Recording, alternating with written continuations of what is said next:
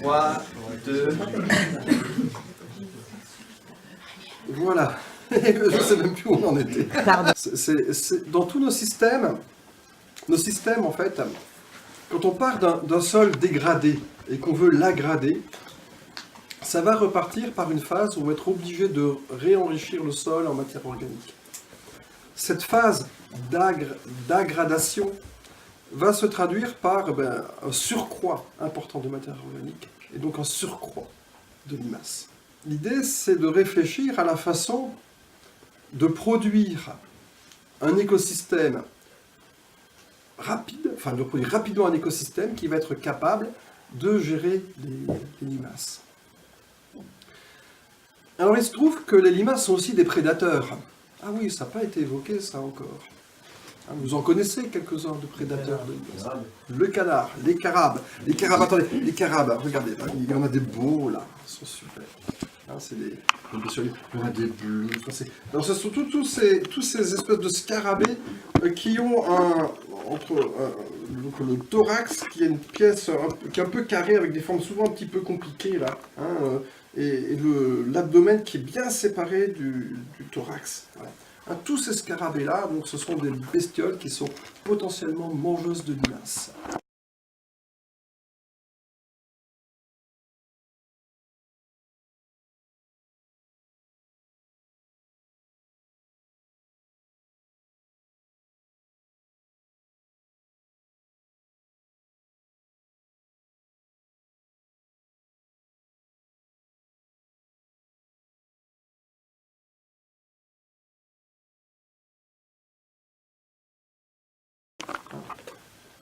Voilà.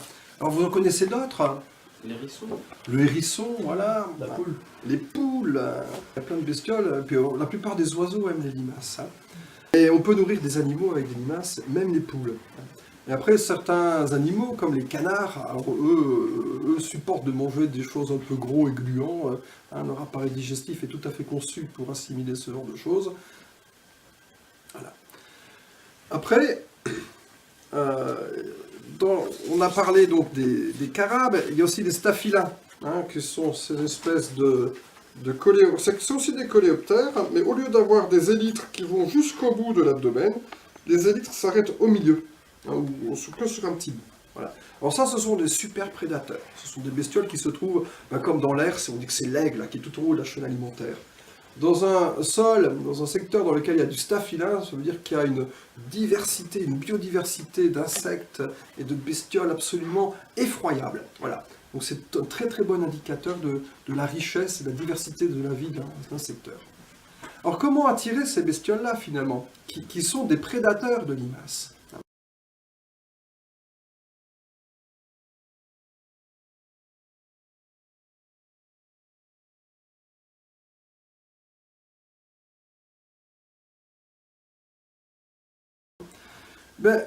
La base de leur régime alimentaire, c'est des insectes. Donc il faut avoir des insectes. Qu'est-ce qui produit beaucoup d'insectes? Le bois en décomposition.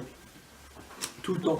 Mais au lieu de le mettre, quand on veut préparer un terrain à une aggradation, on peut effectivement remettre du bois dans le sol, qui va progressivement améliorer les choses, mais on peut aussi mettre des tas de bois en périphérie, à l'extérieur, autour de sa parcelle. Ces tas de bois vont produire du champignon, qui va produire du columbole. Le columbole, c'est la base de la chaîne alimentaire animale, là. Et donc, quand il y a beaucoup de columbole, il y a beaucoup de bestioles. Et au printemps, lorsque le sol va se réchauffer, tous ces colomboles vont commencer à décroître, parce qu'ils vont se faire manger par tout le reste. Et c'est là où tous les staphylins, les carabes, à la recherche de nourriture, vont se reporter sur les limaces, vont venir explorer votre culture, votre potager, votre jardin, votre hutte, et vont arriver à commencer à les réguler. Donc on peut justement créer des hétérogénéités qui peuvent même être... on peut essayer de les concevoir même avant de mettre une butte, avant de mettre un jardin en place quelque part. Dès qu'on arrive sur un lieu, on met un tas de bois, on le laisse se décomposer, et ce tas de bois va servir de pépinière à prédateurs de limaces. Et ensuite, à partir de là, on peut organiser le transfert de l'un vers l'autre. Alors, le transfert, ça veut dire qu'on peut attirer les staphylas et les carabes dans le jardin. Ils vont être attirés naturellement dès qu'ils vont commencer à manquer de nourriture à la fin de l'hiver. Mais on peut aussi attirer les limaces vers ces tas de bois. Et autour des tas de bois, planter justement toutes ces plantes, toutes ces petites crucifères, dont les limaces sont très friandes. Au printemps, quand il n'y a plus grand-chose, on leur donne à manger, mais en même temps, on crée un piège à côté qui va permettre de se refermer sur elles et qui va permettre d'arriver à réguler ce petit excès de limaces qu'on peut avoir au printemps. Voilà. Et ensuite, dès que le printemps est bien engagé, dès que la vie est repartie, dès que la végétation est de nouveau poussante, les limaces ne sont plus réellement un problème. Jusqu'à l'été. Et en été, eh bien là, tout s'arrête. Il fait trop chaud. Les limaces, elles ont du mal à voyager sur la terre chaude et sèche. Donc elles restent dans le sol, souvent en boule, là tout recroquevillées, dans une espèce de petit cocon de mucus, et elles ne bougent plus. Alors, ce qu'on met pour les attirer, les limaces, entre guillemets, les pièges à limaces, c'est quoi, par exemple, des plantes, Alors là, pour l'instant, on a juste fait des pièges avec du bois qui pourrit et qui élève du staphyla. Et on va arriver justement aux autres formes de pièges pour attirer les limaces. Mais il faut comprendre pour ce qui se passe, avant de voir comment les piéger. On va essayer de comprendre ce qui se passe et pourquoi les limaces redémarrent fortement en été. Chaque fois qu'il y a une grosse pluie, par exemple, grosse pluie, beaucoup d'humidité, et on voit les escargots qui sortent leurs cornes, et puis les limaces qui commencent à revadrouiller sur le terrain. À chaque pluie, tout ce qui est endormi se réveille, et puis comme il n'y a rien qui a digéré toutes les feuilles qui se sont accumulées sous les laitues, ou à la surface du sol, toutes ces feuilles mortes, c'est là que toutes les bestioles vont revenir. Alors quand c'est sur les laitues et sur les feuilles mortes des laitues, c'est pas trop grave, mais comme il y a peu de choses peu de plantes, peu de jeunes plantes en été, c'est pas une période dans laquelle on fait des semis, elles vont aussi avoir tendance à s'attaquer quelquefois aux laitues un petit peu mieux formées, aux blettes un petit peu mieux formées, aux radis un petit peu mieux formés, et continuer à manger des plantes bien vivantes. Donc là, qu'est-ce qu'on peut faire pour... le maximum, le point culminant de tout ça, c'est le mois de septembre, le mois d'octobre. Enfin, la fin du mois d'août, ça dépend sûrement un petit peu des secteurs, mais quand l'été se termine et qu'il y a la deuxième pousse de l'automne qui redémarre, et à ce moment-là, on se retrouve avec à nouveau la plante qui a suffisamment d'énergie pour reprendre le dessus elle-même. Donc on a juste cette phase durant l'été, puis c'est aussi un moment où on est souvent dans le jardin, c'est pour ça qu'on voit souvent les limaces quand il pleut. On va chercher ses salades et on voit tout ça. Et donc là, c'est des moments où il faut aussi arriver à les réguler. Si le sol a une bonne capacité digestive, normalement, il n'y a pas trop de soucis. Sauf des années où la capacité digestive du sol décroît, parce qu'il fait trop sec. S'il fait trop sec, les champignons ne se développent plus bien dedans parce qu'il fait trop chaud, et c'est les limaces qui peuvent aussi reprendre le dessus. Voilà. Et donc on a les limaces, c'est à ce moment-là qu'il faut arriver à réfléchir à la façon d'attirer les limaces en dehors de son potager.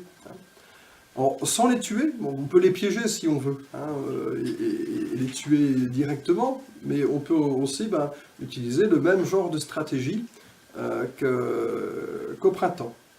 Sauf qu'on n'aura pas tellement de jeunes pousses. Par contre, on aura plein de détritus. On aura plein de détritus quand on fait un potager, qu'on récolte les salades, et toutes les vieilles feuilles, elles seront là.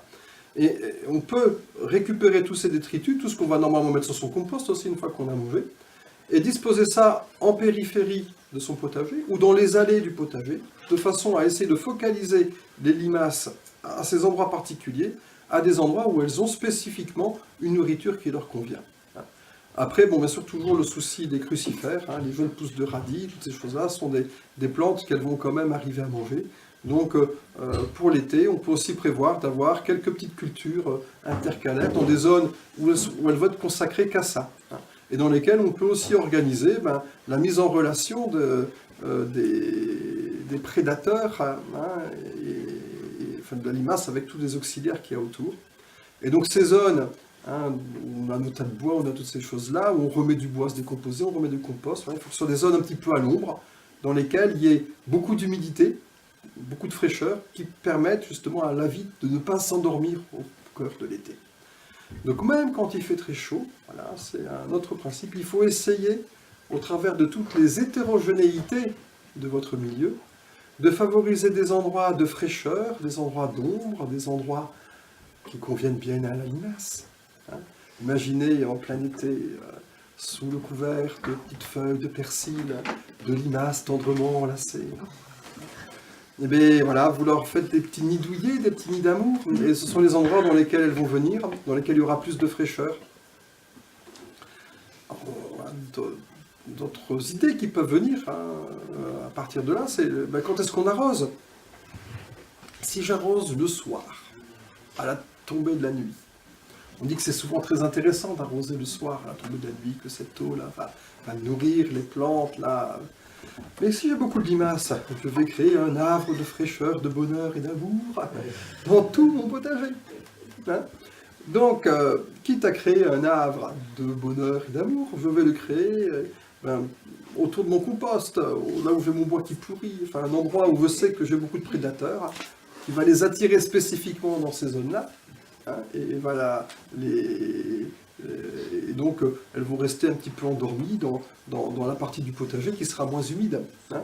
On leur crée un endroit exprès pour elles. On a une attention particulière pour elles. Voilà. De la même façon, quand j'arrose, enfin plutôt pas de la même façon, mais inversement, si j'arrose mon potager le matin, hein, donc les limaces, avant que la chaleur soit trop forte, les limaces n'ont pas trop le temps de se réveiller, donc mes plantes profitent bien de leur eau, hein, et donc la végétation peut repartir et profiter au mieux, et on organise une frontière, une limite, une rupture entre les moments où la limace vit et les moments où la plante vit et se développe. Quoi. On va essayer de limiter tous les espaces de vie, les tranches horaires de vie dans lesquelles les limaces peuvent réellement être heureuses. Bref, on leur mène un peu la vie dure dans le jardin, mais on leur mène une vie plus tendre à l'extérieur du jardin qui peut les orienter. Cet endroit frais et arrosé, hein, si vous avez une simple petite mare, hein, voilà, en été, une mare en périphérie, en bordure, voire à 10-20 mètres du jardin, ça peut être une chose très intéressante, parce que là, il y a de la fraîcheur, là, il y a des limaces, là, il y a des canards, là, il y a toutes les bestioles qui sont susceptibles de les manger. Donc vous organisez un écosystème qui va les réguler correctement et tout seul dans leur coin. Si vous mettez votre mare au milieu du jardin, il faut vous attendre aussi à ce que cette fraîcheur favorise aussi les limaces dans ce périmètre. Mais ça peut aussi être, au milieu du jardin, le secteur dans lequel justement on chasse les limaces. Donc on y met en même temps du bois en décomposition, en même temps des petites plantes dont elles raffolent, hein, et qu'on cultive à leur usage exclusif. Waouh, je vous entends sans voix. Et la vie est belle. Alors est-ce que ça marche? Mais bien sûr, ça marche. Hein. Tous les écosystèmes qui existent en France et qui contiennent, dans ceux que j'ai étudiés moi, qui contiennent les ancêtres de nos plantes sauvages cultivées, tous ces écosystèmes contiennent des limaces, ça existe depuis des milliers, peut-être certains des dizaines de milliers d'années, hein, enfin depuis la dernière glaciation. Hein. Et ils existent, ils sont maintenus jusqu'à aujourd'hui, avec toute cette diversité de plantes et d'organismes. Donc il n'y a pas de raison que ça ne marche pas. La limace, c'est une fonction. Elle a une fonction digestive. Donc, si les limaces prospèrent, c'est que votre sol a un problème de digestion. Essayez simplement d'envisager les limaces sous cet angle-là, et tout seul, en regardant ce qui se passe autour de vous, vous arriverez à trouver des solutions qui permettent de régler ce problème gastrique de la planète. Et vous vous rendez compte que la vie est belle.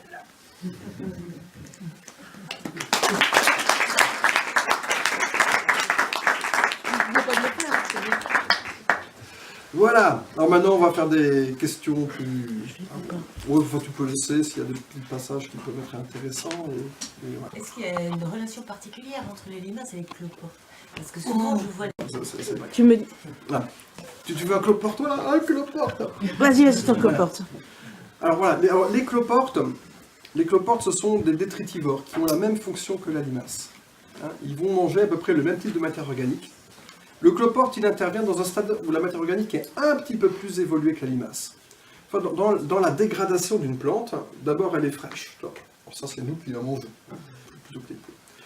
Ensuite, la plante vient juste de mourir, à peine, paf, elle est coupée, il y a une feuille qui est morte, une feuille qui est abîmée, il y a une maladie, une feuille abîmée, il y a une maladie, hein, une petite maladie. Alors la petite maladie, en elle-même, qui est à la surface d'une feuille, va créer une petite nécrose, et cette petite nécrose va attirer la limace. Hein, et donc, ça fait que la limace contribue à la régulation des maladies, justement. Et donc, toutes les feuilles malades attirent les limaces, hein, forcément. Mais c'est de la matière organique qui est juste en train de mourir.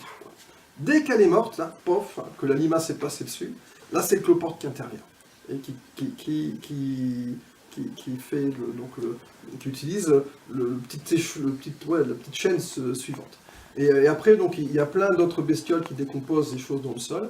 Et après, de la même façon que les bestioles qui mangent les champignons, donc dans la grande série des colamboles, des diplours, des anours, des aptérygotes, là, il y en a plein qui sont spécialisés dans cette nourriture-là.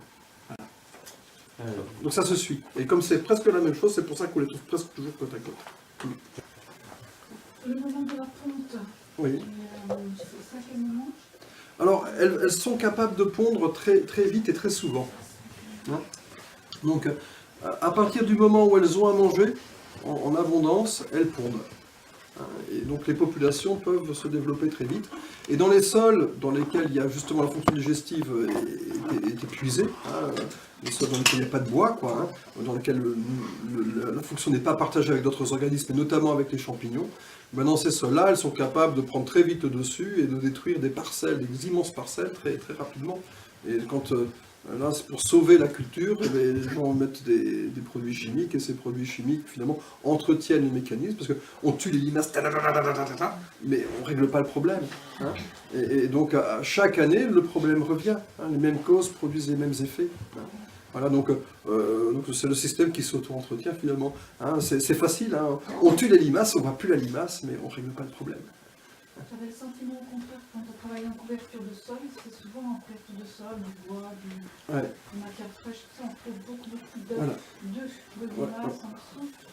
Donc non, c'est... Alors aussi, mais tu as raison, parce que je me rappelle, moi, des premiers agriculteurs bio que j'ai pu aller voir, et c'était dans la fin des années 80, hein, quand j'ai commencé à m'intéresser un petit peu à ça.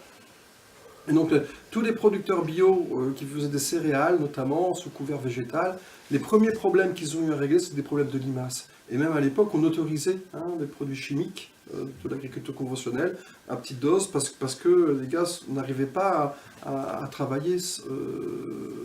Enfin, il y avait tellement de limaces que leurs plantes n'arrivaient pas à lever. Hein. Voilà. Entre-temps, alors, quand on met du couvert végétal, automatiquement, il y a plein de feuilles qui se décomposent, et donc il y a toute la matière organique qui est là, va favoriser le développement des limaces. Hein.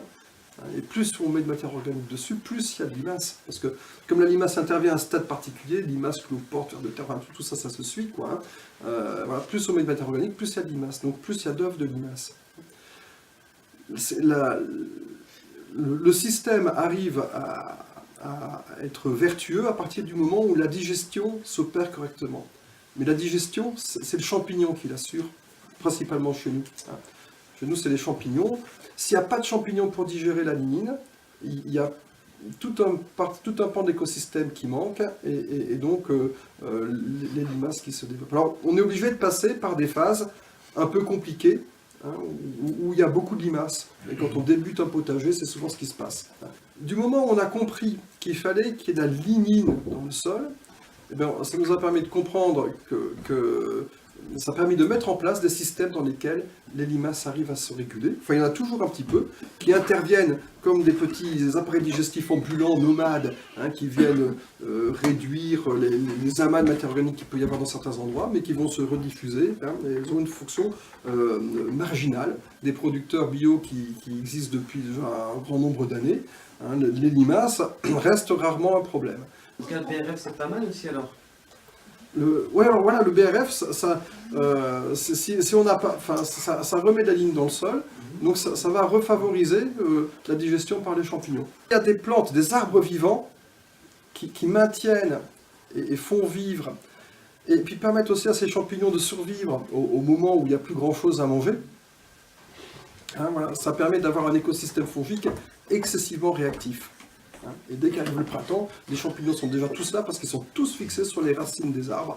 Hein, donc ça permet de conforter le système. Donc le BRF, dans un premier temps, qui va favoriser, parce que si on met plus de matière organique à la surface, ça va aussi favoriser les limaces. Mais dans le truc qui est vraiment durable, il faut des champignons mycorhiziens, hein, donc des arbres vivants, ou des arbustes. Hein, donc de mélanger, enfin le système forestier, hein, avec un mélange de plantes ligneuses, de plantes herbacées, voilà, est un bon modèle pour arriver à réguler les limaces. Et le système forestier reste aussi un bon modèle dans le sens où toutes les branches mortes constituent des réservoirs dans lesquels vont aussi se produire tous ces collemboles, et on peut les reproduire artificiellement en mettant des tas de bois morts, hein, ce qui permet d'aller très vite en fait. Quand tu me parles donc de bois ou d'arbres vivants avec des systèmes de racines aussi au potager, je vois tout de suite tous les rongeurs qui arrivent aussi avec tout ça. Et je me dis, est-ce qu'il y a un rapport rongeur aussi dans la chaîne rongeur et limaces et champignons, voilà. J'ai écrit un article hein, que vous pourrez trouver même sur le site de... Voilà. Pardon, sur la mycophagie du campagnol. Hein, le campagnol terrestre. Voilà. En fait, ces petits campagnols sont l'essentiel, quand ils ont du champignon à disposition, l'essentiel de leur régime alimentaire est constitué de champignons.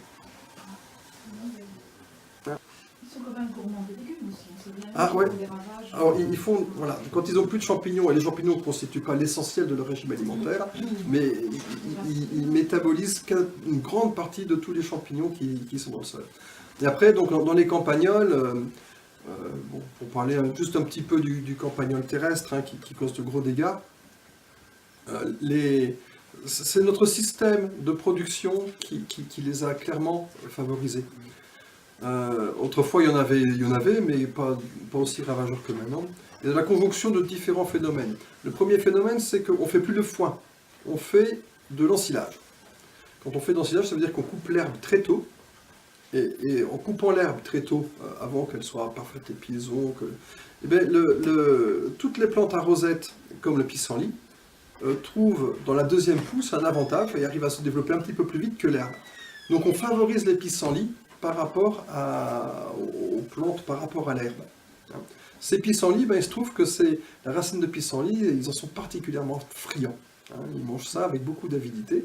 Donc le fait de faucher, comme quelqu'un qui fauche rapidement, enfin souvent sa pelouse, va avoir rapidement des plantes à rosette qui se développent dans la pelouse. Alors que quand on laisse à la maison, ça je fais l'expérience, à un endroit où il y avait plein de pissenlits et plein de pâquerettes qui poussaient, hein, c'était un endroit où je passais très souvent la pelouse, quand je le laissais en herbe, et ben, au bout de 2 ans de prairie, hein, les pissenlits et les pâquerettes avaient complètement dégénéré au profit d'autres types de fleurs. Donc le fait de tondre souvent, de couper l'arbre beaucoup plus tôt, hein, va faire qu'on favorise les plantes à rosette, donc on favorise le campagnol. Et quand on a des prairies dites naturelles, dans lesquelles il y a une diversité végétale importante, ben, le nombre de plantes qu'un campagnol est susceptible de manger est beaucoup plus faible. Voilà, d'autres questions? Juste une... Oui. Escargot, limace, même... je dis plus même combat maintenant, mais même intérêt. Oui. Enfin, les escargots et les limaces interviennent à peu près au même moment. À part que les escargots sont à la surface du sol et que les limaces vont à l'intérieur. Voilà. La destruction ne permet de ne plus voir le problème, mais ça ne permet pas de régler le problème. Donc on peut s'amuser à les embrocher, à les écraser, à faire ce qu'on veut, mais voilà, mais ça ne règle pas le problème. La lutte chimique, chaque année, on est obligé d'en refaire. Et comme les limaces ont des cycles de développement très rapides, finalement, il suffit de très peu de choses, et puis en plus elles peuvent venir de loin, elles peuvent avoir traversé une haie, elles peuvent avoir... Hein, voilà, donc... Ouais, c'est pas parce qu'on voit pas qu'il n'y a pas de problème, quoi. Il faut vraiment régler le problème. Et vraiment penser à la façon dont le sol peut digérer tout ce qui arrive en lui. Hein. Non, c'est assez bizarre de voir comment beaucoup d'entre nous sont très soucieux de régime alimentaire. On fait surtout pas rentrer n'importe quoi, on fait attention à pas trop manger, pas ci, pas ça. Voilà. On est très mais alors bon, par contre, je pense pas que le sol c'est pareil, quoi. C'est un être vivant qui a besoin de manger, qui a besoin d'avoir un régime qui est aussi équilibré, hein, et dont les fonctions de digestion sont assurées par toute une série d'organismes qui agissent, interagissent. Ça aussi, ça fait partie des choses qui m'émeuvent. Faut essayer. Voilà. D'autres questions? Tilt. Bon, on va faire une petite pause.